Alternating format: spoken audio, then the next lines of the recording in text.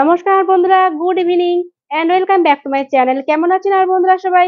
আশা করছি আমার বন্ধুরা সবাই ভীষণভাবে ভালো আছেন আর সুস্থ আছেন, তাই তো বন্ধুরা আমরাও সবাই ভালো আছি। আজকে 21শে মে, আজ মঙ্গলবার, আর এখন বাজে 5টা 15। তো আমি এখন থেকে চলে এসেছি আমি আমার বন্ধুদের সামনে গল্প করতে। ঠিক আছে বন্ধুরা, আমি কিন্তু এখন বাইরে বাইরে আমি রয়েছি বাগানে, দেখে বুঝতেই পারছেন আমার বন্ধুরা, তাই তো? আমি রয়েছি হাজবেন্ডের সবজি বাগানে। তো বাগানে কি কি এখন আছে সেটা আমি আপনাদেরকে দেখাই। এই বেগুন গাছগুলো দেখুন, বেগুন হয়েছে, কিন্তু বেগুন গাছগুলো কবে থেকে এরকম অবস্থায় হয়ে আছে, একদম ভালো বেগুন আসছে না। এখনো পর্যন্ত আমাদের বেগুন তোলাও হয়নি, খাওয়াও হয়নি। এই পুঁই গাছগুলো তো সেই আগে যে বীজ গাছ, বীজটা বীজ বলছি গাছ ছিল না, তারই বীজ পড়ে ওই পুঁই গাছগুলো হয়েছে, কিন্তু ভালো হচ্ছে।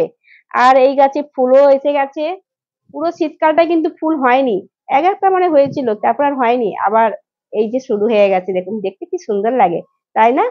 চলুন বন্ধুরা, আমি এখন ঘরের মধ্যেই যাই, আর ঘরে গিয়ে কাজ আছে, চলুন ঘরের মধ্যেই যাই। বন্ধুরা, আমি চলে এসেছি রান্নাঘরে, আর রান্নাঘরে আমি আপনাদের জন্য একটা রেসিপি নিয়ে চলে এসেছি। মুখের অরুচি কাটানোর একটা রেসিপি নিয়ে চলে এসেছি, আচার। তো এই আচার খেলে যাদের মুখে অরুচি আছে কিন্তু কেটে যায়, তাই না? চলে যায়, একদম চলে যায়। আচার কিন্তু সবাইয়েরই পছন্দ। তাই আজকে, আর এই সময় তো আচার প্রত্যেকটা ঘরে ঘরেই আচার বানানো হয়। আর আমিও নিয়ে চলে এসেছি, আমার বাড়িতে আচার বানানো হবে। তো আচার তো সবাই বানাতে পারেন, কিন্তু আমি যেভাবে আচারটা বানাবো, এই আচারটাই আমি আপনাদেরকে আজকে দেখাবো। আর আমি এই আচারটা যে বানাই, আমি পরে আপনাদেরকে বলছি একে একে, কিন্তু আগে আমি বলে দিই এই যে আচারটা আমি বানাতে কি কি নিয়েছি। ঠিক আছে, দেখে তো বুঝতেই পারছেন, আম। আর এই আমটা কিন্তু আমাদের গাছের আম, ঠিক আছে? তো আমটাকে আমি কি করেছি, প্রথমে কেটে ভালো করে ধুয়ে, তারপরে নুন হলুদ মাখিয়ে বেশ কিছুক্ষণ ধরে, প্রায় 1 ঘন্টার মতো ধরে আমি মাখিয়ে রেখে দিয়েছি, কারণ এই আমের ভেতরে নুনটা যাতে যায় সেই জন্য। ঠিক আছে, আর কি, জলটাকে কিন্তু ঝরিয়ে নিয়েছি, জল নেই, একদম পুরো ঝরিয়ে নিয়েছি, শুকনো করে নিয়েছি। আর হ্যাঁ, এই আমের সাথে সবজিও দেওয়া যায়, গাজর, আমলকি, তারপরে লেবুর যে নিংড়ে লেবুর যে খোসা, সেই খোসাটাও দেওয়া যায়। আর কি দেওয়া যায়, আর একটা করঞ্জ ফল, আমি যেটা বলি করঞ্জ ফল, আমাদের গাছ আছে না, সেই করঞ্জ ফল আপনারাও জানেন। তো এই করঞ্জ ফল দেওয়া যায়। আর আদাকে একদম ছোটো ছোটো ছোটো ছোটো করে না, গোল গোল মতো করে কেটে দেওয়া যায়। আরও অনেক কিছু দেওয়া যায়, সবজি দেওয়া যায়। ঠিক আছে, আর আমি আদাটাকে এভাবে পেস্ট করে নিয়েছি। আদাটা আমি এখানে কুচিয়ে দিতে বলেছি, সেটাও খুব ভালো হয়। আর আমি পেস্ট করে নিয়েছি, পেস্টটাও আমি দেবো, কিন্তু আমি আদা কুচোনো নিইনি, দেবো না। ঠিক আছে, আপনারা চাইলে দিতে পারেন। আর নিয়েছি যেটা রাই সর্ষে, আর রাই সর্ষেটা আমি মিক্সি জারে করে নিয়েছি। তো রাই সর্ষেটা আমি এটা পেস্ট করব কি দিয়ে, কাঁচা লঙ্কা আর নুন দিয়ে। ঠিক আছে, আর নিয়েছি লাল সবুজ হলুদ মেশানো, মানে একটু দেখতে ভালো লাগবে, তাই লাল লাল টাইপেরও কিছু কাঁচা লঙ্কা থাকলে দেখতে ভালো লাগবে, কালারফুল লাগবে, তাই এইরকম আমি কাঁচা লঙ্কা নিয়ে নিয়েছি। আদাটা তো বললাম আমি। আর এই বাটিটা হচ্ছে ভিনিগার।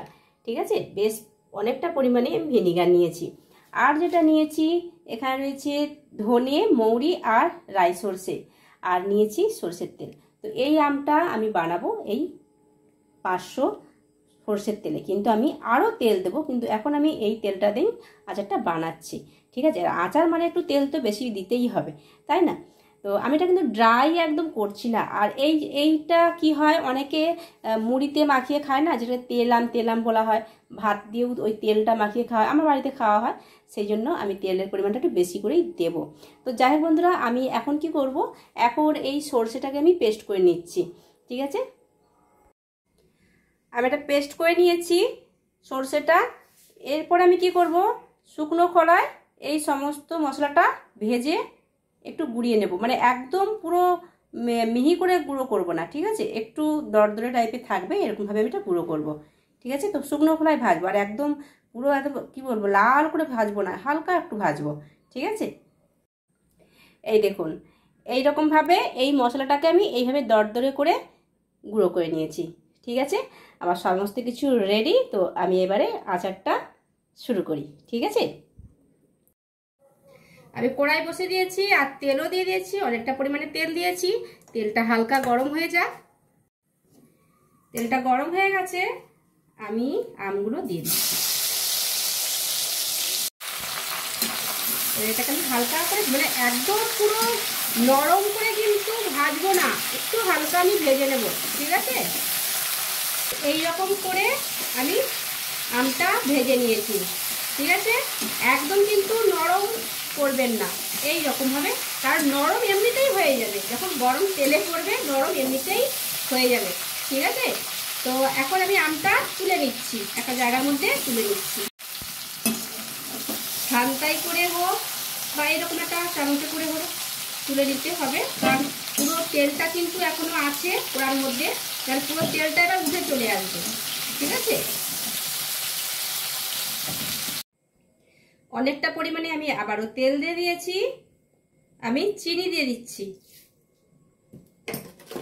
ক্যারামেলটা কিন্তু হয়ে গেছে, আমি একটু হলুদ দিয়ে দিচ্ছি আগে, এরপরে এই আদা বাটাটা দিয়ে দিচ্ছি।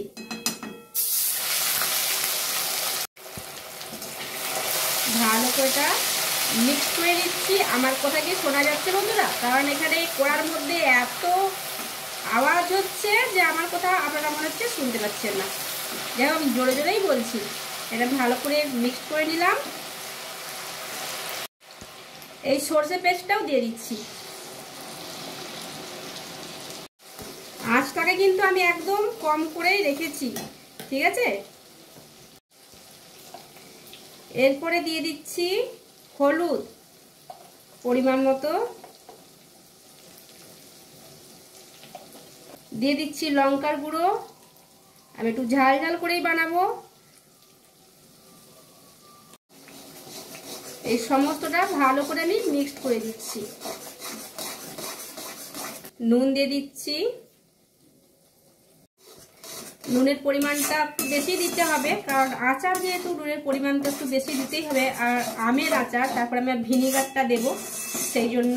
আর আগে থেকে তো আমটা আমি নুন মাখিয়ে রেখেছি, তাই খুব বেশি আবার দেবেন না, কিন্তু তাও নুনটা কিন্তু আপনারা দেখে দেবেন, ঠিক আছে। এটা আমি আর আমার বন্ধুদের কি বলবো, আমার বন্ধুরা সবাই জানেন, তাই না। মশলাটা কষানো হয়ে গেছে, আমি কি করবো, আমগুলো দিয়ে দিচ্ছি।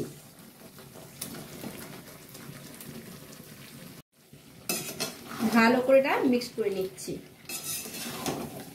আর আমটা আমি এই জন্যেই খুব বেশি প্রথমে কিন্তু ভাজলাম না, না হলে এই যে এখন যে আমি আমটাকে যে আবার যে কষিয়ে নিচ্ছি, প্রথমে যদি আমি একটু একদম নরম করে ভেজে নিতাম, তাহলে এই যে কষাচ্ছি না একদম পুরো ঘেঁটে যাবে।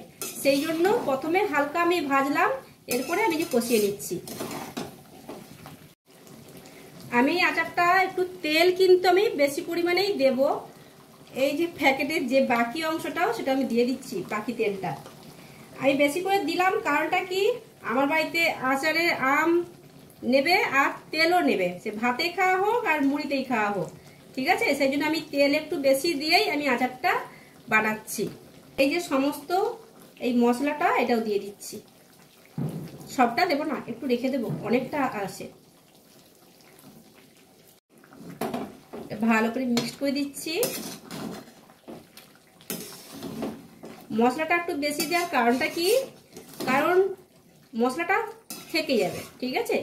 খেতে খেতে আবার কি হবে, তেল শেষ হয়ে গেলে না, আবার তেলটা গরম করে আবার এই আচারের মধ্যে দিয়ে দিলে কি হবে, এই একই মশলাতেই আচার কিন্তু দীর্ঘদিন চলবে। যতদিন আপনি চালাতে পারবেন আচার, ততদিন চলবে, কোনো কিছুই হবে না।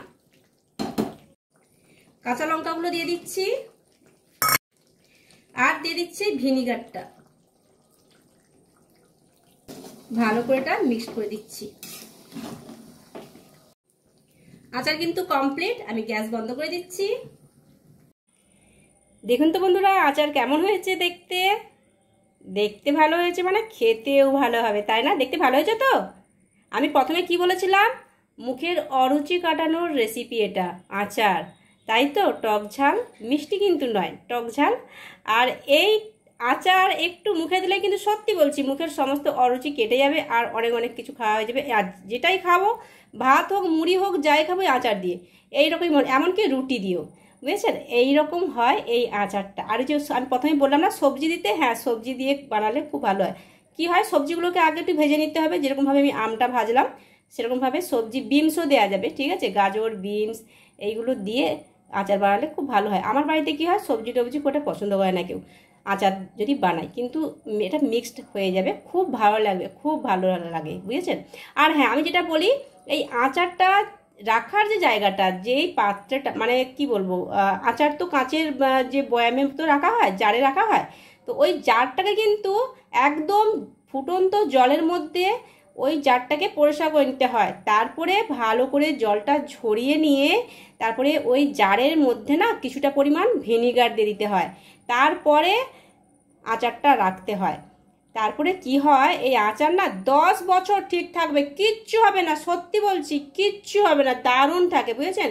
আর এই মশলাটা আমি একটু বেশি করে দিলাম, কারণটা কি, খেতে খেতে তেল তেল শেষ হয়ে গেলে তেল দেওয়া যাবে, কিন্তু মশলাটা দেওয়া যায় না, তাই বেশি পরিমাণে মশলাটা আমি দিয়েই আচারটা বানাই, বুঝেছেন। আর হ্যাঁ, তেলটা যখন শেষ হয়ে যাবে আবার কি হবে, তেলটা হালকা গরম করে ওই জারের মধ্যে দিয়ে দিতে হবে, দিয়ে একটু ভালো করে একটু মিক্সড করে নিতে হবে। আর আমি যে বললাম 10 বছর, হ্যাঁ 10 বছর থেকে যাবে, আচার কিচ্ছু হবে না। তেল যদি না থাকে শুকনোও হয়ে যাবে, কিন্তু কোনো ওই যে চিতি ফুটানো, ওই যে ভেবনা ফুটো বলে না, কিচ্ছু হবে না, একদম কিচ্ছু হবে না। আমি বলছি তো, আমি এইভাবে আচার বানাই, তাই বলছি। আর আমার বাড়িতে এই আচারটা আমার হাজব্যান্ড ভীষণ পছন্দ করে। ঠিক আছে, তো আচারটা কেমন হয়েছে আমাকে কিন্তু জানাবেন বন্ধুরা। আজকের মতো এই পর্যন্তই থাক, কেমন। আর আপনারা ভালো থাকবেন, সুস্থ থাকবেন, সবসময় হাসি খুশি থাকবেন আর আনন্দে থাকবেন। তো আজকের মতো এই পর্যন্ত, টাটা বন্ধুরা, টাটা।